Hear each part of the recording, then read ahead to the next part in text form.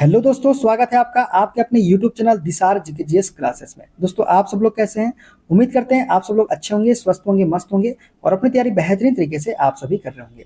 दोस्तों, हम आपको यूथ साइंस बुक का सॉल्यूशन करवा रहे हैं, जिसमें दोस्तों आज हम आपको फिजिक्स का टॉपिक उष्मागतिकी थर्मोडायनामिक्स के सारे क्वेश्चन करवाने वाले हैं।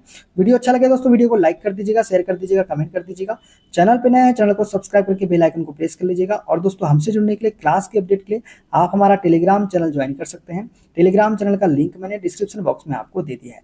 दोस्तों, सभी चैप्टर की हमने प्लेलिस्ट आपके लिए बना दी है, तो आप प्लेलिस्ट में जाके सारी वीडियोस देख सकते हैं। और जिस किसी को इसे क्वेश्चन वाइज पढ़ना है तो क्वेश्चन वाइज भी इसका सॉल्यूशन हमने आपके लिए करवाया है, तो आप उसकी भी प्लेलिस्ट हमने आपके लिए बना दी है, तो वहां से आप ये वीडियो देख सकते हैं।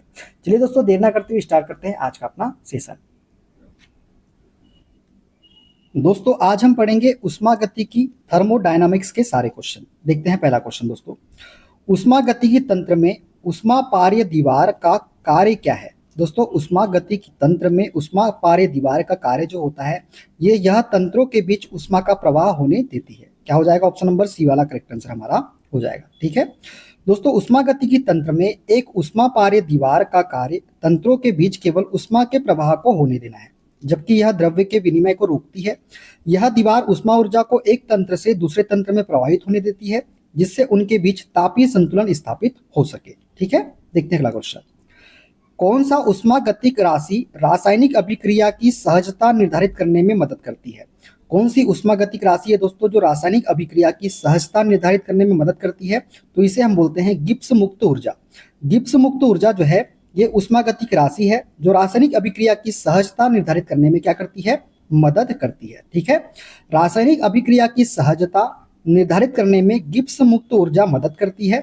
यदि अभिक्रिया के लिए गिब्स मुक्त ऊर्जा ऋणात्मक होती है तो यह अभिक्रिया स्वतः स्फुट होती है। ठीक है, देखते हैं अगला क्वेश्चन। आदर्श गैस के रुद्धोष्म संपीड़न के परिणाम स्वरूप डैश। दोस्तों, आदर्श गैस के रुद्धोष्म संपीड़न के परिणाम स्वरूप जो है तापमान में वृद्धि होती है। क्या होती है? तापमान में वृद्धि होती है आदर्श गैस के रुद्धोष्म संपीड़न के परिणाम स्वरूप। रुद्धोष्म प्रक्रिया में निकाय द्वारा वातावरण के साथ उष्मा का आदान प्रदान नहीं होता, इसलिए जब एक गैस को रुद्धोष्म रूप से संपीड़ित किया जाता है तो कार्य गैस पर किया जाता है। इसके कारण गैस की आंतरिक ऊर्जा बढ़ जाती है, जिससे गैस का तापमान क्या हो जाता है? बढ़ जाता है। ठीक है दोस्तों, देखते हैं अगला क्वेश्चन। संवृत निकाय में किस प्रकार की भित्ति या वाल होती है? दोस्तों, संवृत निकाय में जो भित्ति या वाल होती है वो होती है उष्मापार्य भित्ति। उष्मापार्य भित्ति प्रकार की संवृत निकाय में क्या होती है? वाल होती है। ठीक है दोस्तों, ऑप्शन दोस्तों सी इसका करेक्ट आंसर हो जाएगा।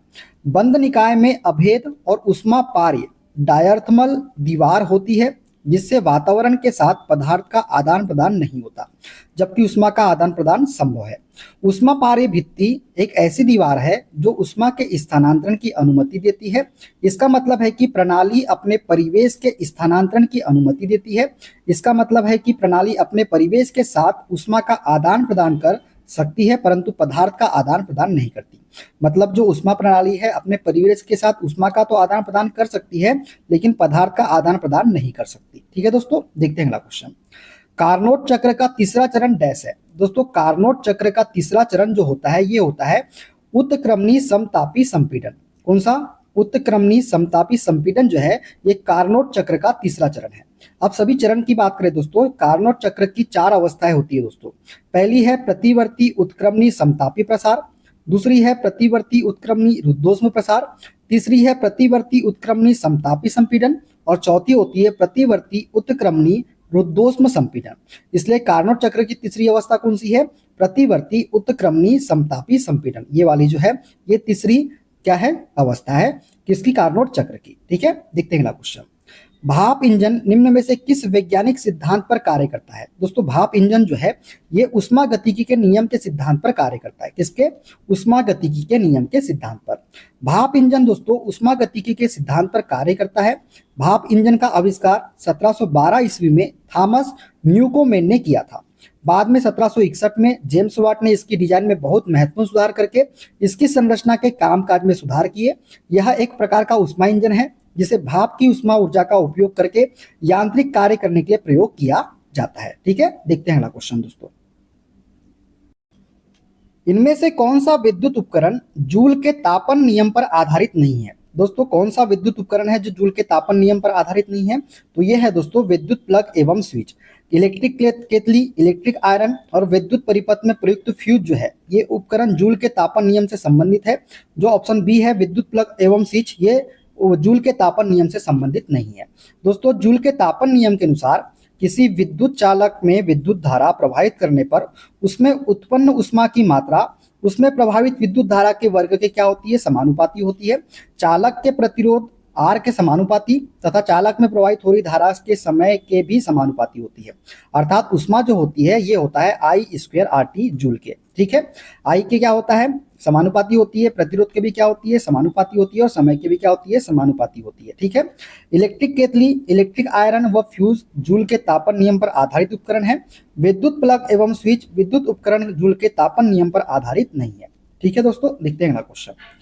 गर्मी सीधे डैश से संदर्भित नहीं होती। दोस्तों गर्मी डैश से सीधे संदर्भित नहीं होती, तो तापीय ऊर्जा के मापन से सीधे संदर्भित नहीं होती है गर्मी। ठीक है, गर्मी सीधे थर्मल ऊर्जा का मापन से संदर्भित नहीं होती, बल्कि अणुओं की गति, विद्युत चुंबकीय तरंगों के माध्यम से स्थानांतरण और पदार्थों के थर्मोडायनामिक गुण पर निर्भर करती है। तो कौन सा इसका करेक्ट आंसर हो जाएगा? ऑप्शन नंबर ए वाला करेक्ट आंसर हो जाएगा। ठीक है, स्थिर अवस्था में ऊष्मा का प्रवाह का तात्पर्य होता है। दोस्तों स्थिर अवस्था में ऊष्मा प्रवाह का तात्पर्य जो होता है ये होता है ऊष्मा प्रवाह की दर स्थिर हो या ऊष्मा प्रवाह समय पर आधारित ना हो। ऊष्मा प्रवाह की दर क्या हो? स्थिर हो या ऊष्मा प्रवाह समय पर आधारित ना हो, ये जो है ऊष्मा प्रवाह का तात्पर्य होता है। ठीक है, स्थिर अवस्था में ऊष्मा प्रवाह का तात्पर्य होता है कि ऊष्मा प्रवाह की दर स्थिर हो या ऊष्मा प्रवाह समय पर आधारित ना हो। स्थिर प्रवाह में द्रव के किसी भी बिंदु से गुजरने वाले कणों के विभिन्न गुण जैसे कि गति, दाब, घनत्व तथा तापमान समय के साथ नहीं बदलते। अस्थिर प्रवाह में द्रव के किसी भी बिंदु से गुजरने वाले कणों का कोई भी गुण समय के साथ बदल जाता है, इसमें अस्थिर प्रभाव में। ठीक है, देखते हैं अगला क्वेश्चन। ऊष्मागतिकी का शून्यवा नियम यह बताता है कि दोस्तों ऊष्मागतिकी का शून्यवा नियम यह बताता है कि जब दो प्रणालियां तीसरी प्रणाली के साथ ऊष्मा संतुलन में हैं तो वे एक दूसरे के साथ कैसी होगी? ऊष्मा संतुलन में होगी। क्या होगी?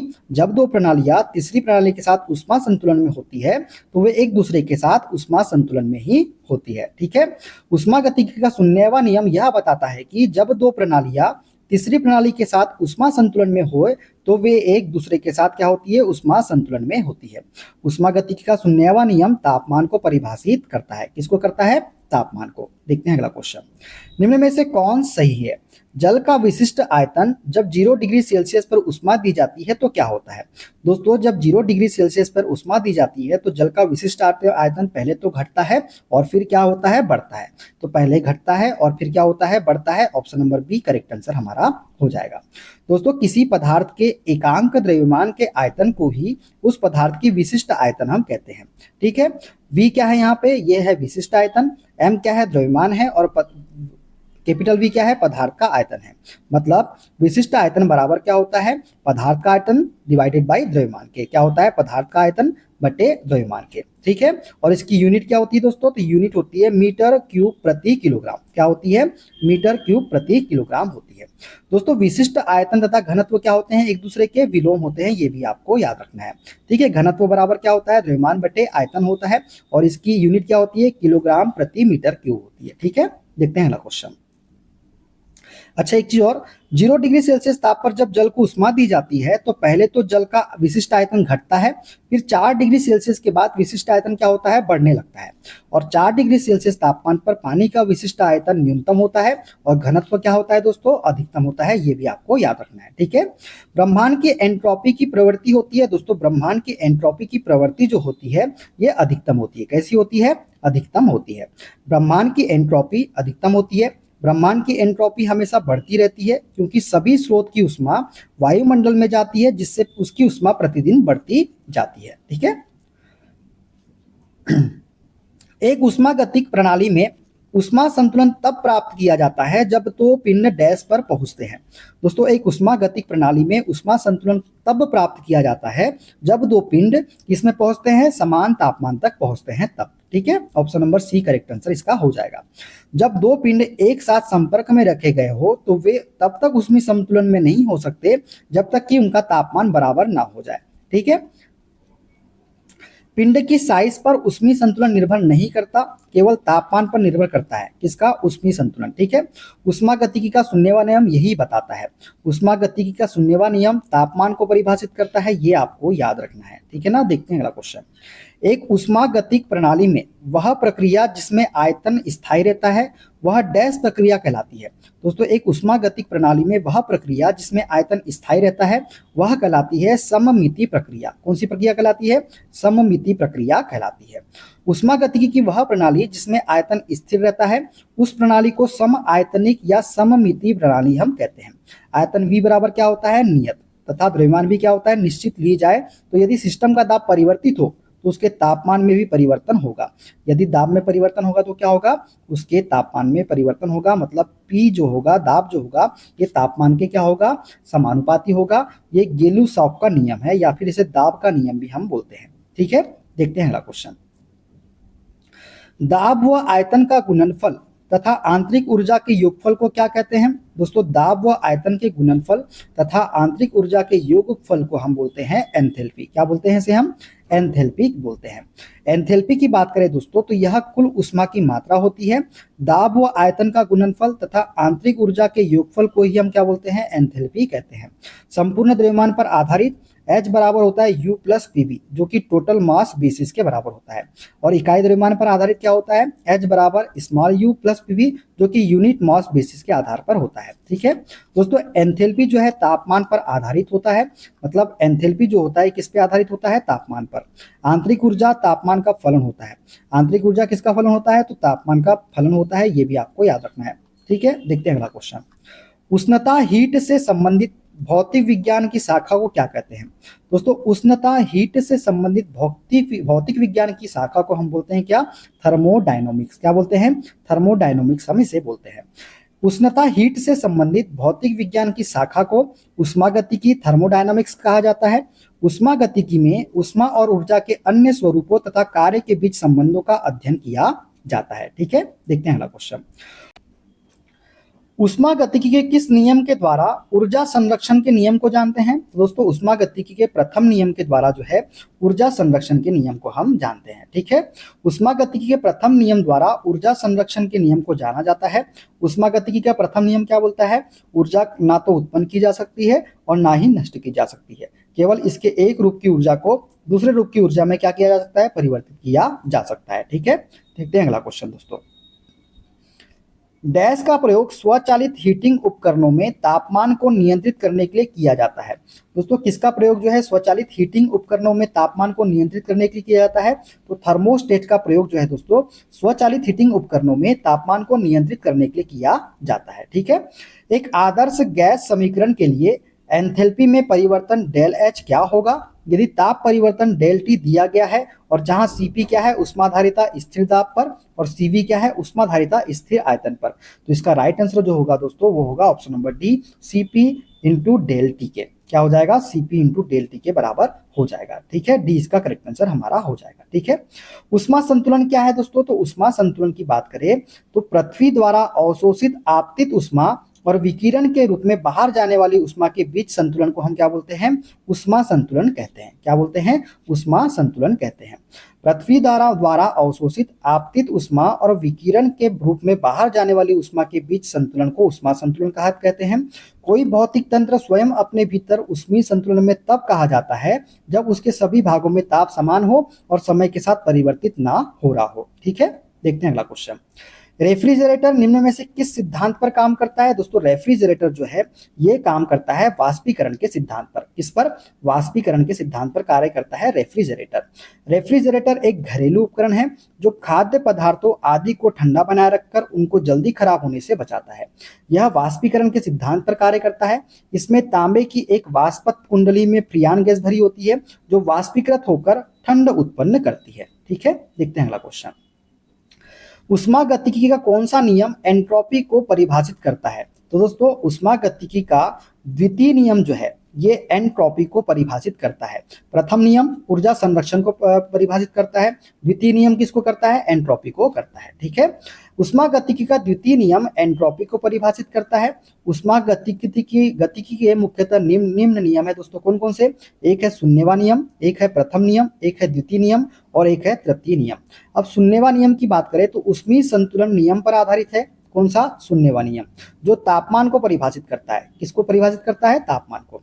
प्रथम नियम दोस्तों ऊर्जा संरक्षण नियम पर आधारित है तथा आंतरिक ऊर्जा को परिभाषित करता है। द्वितीय नियम एंट्रोपी से संबंधित है तथा एंट्रोपी को परिभाषित करता है और यह ऊष्मा ऊर्जा के प्रवाह की दिशा बताता है। और तृतीय नियम जो है दोस्तों, यह नियम भी एंट्रोपी से संबंधित है। यह परम शून्य तापमान पर एंट्रोपी को परिभाषित करता है। किस पर? परम शून्य तापमान पर। किसको परिभाषित करता है? एंट्रोपी को। कौन सा नियम? तृतीय नियम। तो ये सभी आप याद रख लोगे दोस्तों, ठीक है दोस्तों ये आज टॉपिक हमारा यहाँ पे समाप्त होता है। अगला जो टॉपिक हम पढ़ेंगे दोस्तों, वो पढ़ेंगे तरंग वेव के सारे क्वेश्चन। वीडियो कैसा लगा कमेंट बॉक्स में जरूर बताइएगा दोस्तों। वीडियो अच्छा लगी वीडियो को लाइक कर दीजिएगा, शेयर कर दीजिएगा, कमेंट कर दीजिएगा। चैनल पे नया है चैनल को सब्सक्राइब करके बेल आइकन को प्रेस कर लीजिएगा। मिलते हैं अगले वीडियो में, अपना ख्याल रखिए। Okay bye bye, take care.